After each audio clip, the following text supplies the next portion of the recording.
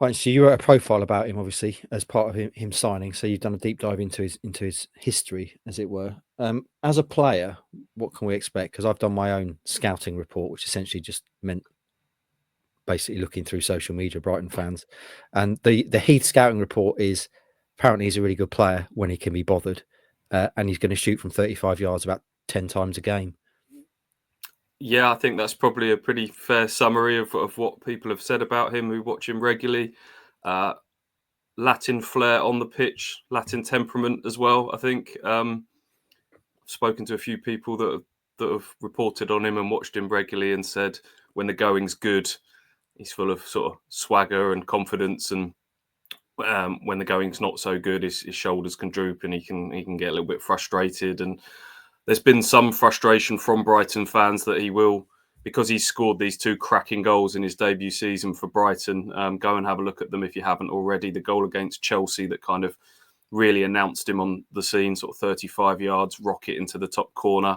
Repeated defeat at the end of a brilliant team move to get a draw against Manchester City, which got him a nomination for the Puskas Award. So Ipswich have now signed two Puskas-nominated goal scorers in the January transfer window with Philogene as well. They should have three because of Wes. Put Wes in there, really as well. One, yeah.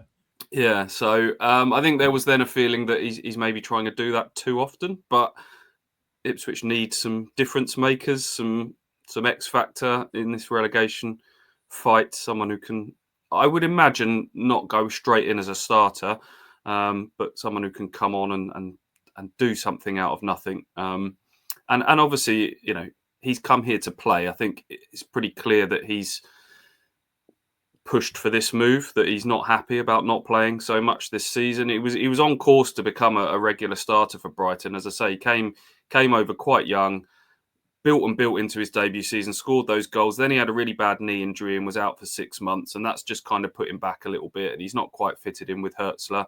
And he's one of these that's taken to social media and made some cryptic posts when he's been dropped out of the squad. And so hopefully he's come here with a bit of hunger, and he can get us off our feet.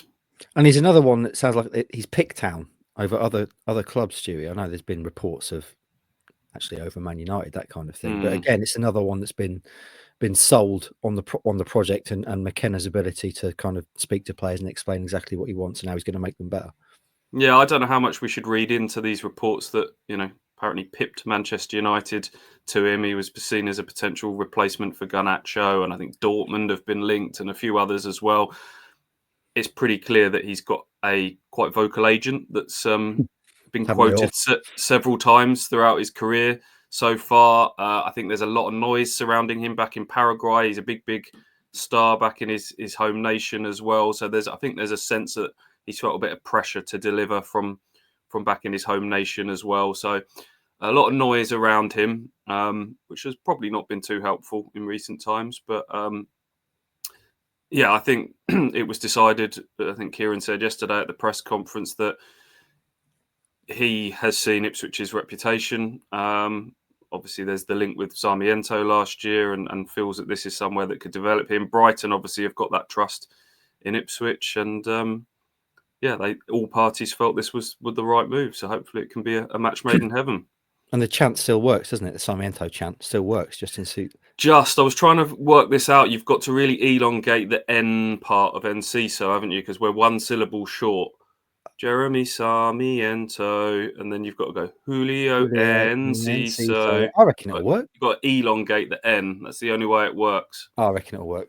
Let's see what happens. Let's hope it gets sung a few times. That means he's doing well.